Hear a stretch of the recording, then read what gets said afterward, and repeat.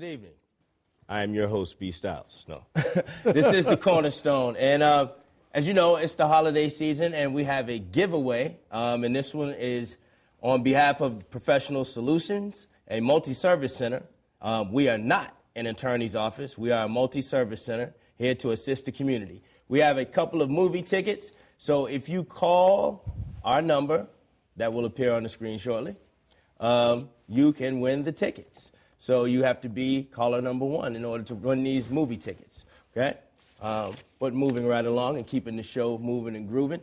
About 4 years ago, there was an expose done on Boston Public Schools sports and the state of its athletic department. In response to that, John Fish, the president and CEO of Suffolk Construction, decided to get with Mayor Menino and do something about it. And together, they formed the Boston Scholar Athletes Program. So tonight, my guest is the athletic director, Chris Rooks, from the Boston Scholar Athletes Program, and I'm delighted to have him here. Thanks, glad you could join us. So, Chris, tell the people a little bit about yourself and how you got to be the athletic director for the Boston Scholar Athletes Program. Well, thanks, B. Styles. The mission of Boston Scholar Athletes really trying to provide academic achievement through athletics and really trying to reduce the opportunity gap is something that really hits home for me. I mean, I played sports, as many of us did growing up, played every sport imaginable. And realistically, sports opened so many doors for me. It allowed me the opportunity to get to college, graduate high school, go on professionally. It allowed me to really do a lot of different things that I don't necessarily know if I would have had the opportunity to do before. So realistically, when I saw this opportunity with the Boston Scholar Athletes, it really felt like an opportunity where I could give back to the communities and help other kids who weren't as fortunate as me to kind of make it through and navigate through the system to hopefully lead a productive life. Okay. Now, I know this is a multifaceted program.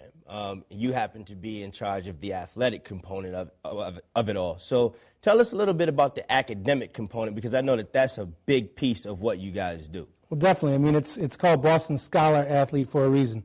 Scholar comes before the athlete, and that's the way it should be. We're divided in kind of two parts, the athletic side and the academic side. And on the academic side, we really focus in, we kind of have an unprecedented allowance of zones. A zone is what we call kind of an academic support center within each of the 19 Boston public schools. Each of those zones are staffed with a full-time professional who's there kind of acting as a mentor, as a tutor, as a guidance figure, a little bit of everything to help the students through their days. Within our zones, we kind of have 3 different focuses. One is our college readiness initiative, and that's really got teaching kids more about the skills you need and in order to pass and improve your scores on the SAT exams. 2, it's providing tutoring and mentoring programs. Tutoring and mentoring programs are coming from 15 colleges throughout the city of Boston, so we've got a lot of great support there. And 3, it's specialized programming that we offer, whether it's our summer zone, kind of taking our experiences year-round, or it could be the scholarships that we're offering. It's actually going to be offering 1 scholarship within each zone this year, 19 scholarships, potential of $1,500 that students can utilize to go into college. And also college fairs, and just really introducing kids to the next step beyond high school, and showing them that there is a chance and a possibility to advance themselves. Okay, which is a perfect segue to the next point that I wanted to make. This year, you guys are doing something different. You have a most valuable scholar athlete initiative that you've kind of rolled out this year. Tell us a little bit about that. Okay, the most valuable scholar athlete is part of our All BSA program, and it's really a program that highlights the scholar athlete who epitomizes what it means to be both a scholar and an athlete. We recognize kids based on their attributes of leadership, dedication, effort, and hard work. And what we really do is we ask the coaches, yourself included, as well as their zone facilitators, to nominate kids based on these intangibles that they all have. We then look at some statistics as far as how many hours the students are actually putting into the zones. They're themselves taking part in our athletic clinics that we put together, as well as in our SAT practice tests. And we roll out what's considered the most valuable scholar athlete. You were fortunate enough, your school, Jeremiah E. Burke, actually had 5 scholar athletes recognized this past fall. And throughout the year, we keep gathering these up, and at the end of the season, end of the school year, we'll be throwing on a big banquet to really showcase and reward the scholar athletes who, again, showcase what it really does mean to be both a scholar in the classroom and an athlete on the field. Okay. So now let's get a little bit into the athletic part of it. And what do you guys provide for schools, just to let people know what kind of support the BSA is actually giving Boston Public Schools? Well, kind of as I said, it's really about using the athletics as the carrot to drive the academics. And so what we really want to do is get more people participating in sports. The more people participating in sports, the more people who can be driven to the zones for the academic supports. We kind of divide our area of increasing participation into three main focuses. One, it's resources that we're able to provide. We work with the athletic department for the Boston Public Schools to try to make sure that the students have everything they need in order to compete safely and as best they can. Two, we focus in on education. One of those is education for our scholar athletes. Try to provide them skill clinics so that they can become better at their game and better at the sport that they hope to play. We also work on education platform for our coaches. Really try to focus in on providing the services and the resources that our coaches need to be successful as a mentor for their student athletes, as a teacher of the games that they play, and also as an administrator, which you have to do in inner city athletics and in school athletics. So the third area is really our recognitions. And our recognitions are something that really makes the game fun. It's all about showing the kids that are really working their hardest and putting all their effort into their games and really making and rewarding them for the efforts that they put forth. We run all-star games for the majority of the sports that are offered in BPS. And as you were talking about, I don't know if you guys have the flyer up, but we actually ran this year the All-BSA program, once again, is another recognition. Okay.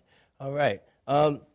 In working with having partnerships with folks, sometimes it's always a little iffy at first. People aren't sure quite how to deal with each other and things like that. How has your experience been working with Boston Public Schools so far? What has your experience been like? It's been great, quite honestly. This is the fourth year of the program, and I know that there's been some ups and downs of the program so far working with BPS Athletics, but working with the athletic department over at White Stadium and at Court Street has been phenomenal. They've been giving us open access, really allowing us to help them to do what they need to do in order to provide a better experience for their kids. It's been one of the better experiences has been dealing with a lot of the coaches that I deal with, because as you talked about the expose, talked about a lot of poor conditions in coaching.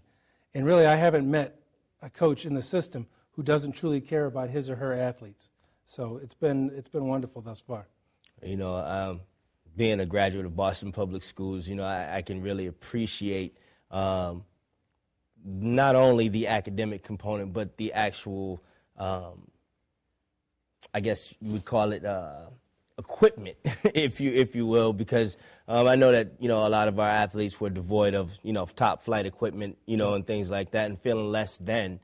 So if you play good, you feel good, you look good, you play good, those kinds of things like that. And I think that's one of the things that you all have been able to provide for our student athletes, especially over at the Burke. Mm-hmm. I really appreciate what you guys have done. Can you give the folks a little bit of statistical data around, some of the improvements that have happened in a short period of time because of the BSA? Well, I'd say if you look at, on the academic side, graduation rate, number of students who graduate in 4 years. BPS, it was at 64%, whereas the statewide numbers were 85%. The number of students who actually graduate with a plan to attend a 2- or 4-year college was a 67% for BPS, statewide 75%. BSA or BPS students scored 200 points lower on their SAT scores than the rest of the state. These numbers have all increased dramatically. We've actually had nearly 85% of BSA zone members graduate. We've had over 2,500 BSA zone members just last year alone. 1,600 this year alone have participated in some of our clinics to improve their academic acumen as well, or their athletic acumen as well. So we're really trying to churn out a lot of good numbers. The average SAT score has increased by over 190 points for people who participate in our BSA zones and our college readiness initiative. Okay. Now, if people want to support the BSA, if they want to donate time as a tutor if they want to donate money, because we could always use more resources. How would they go about doing that?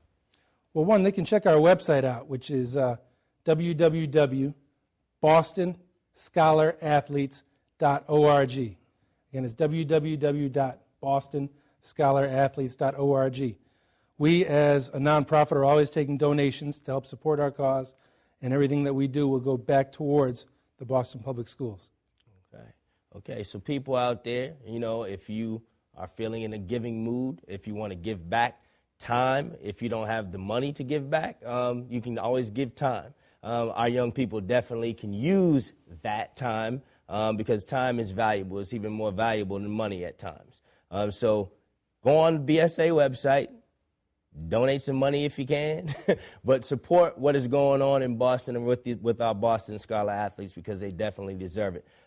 In the short time that we have left, is there anybody that you want to send a shout out to, say hello to, you know, maybe some of your zone facilitators or whatever?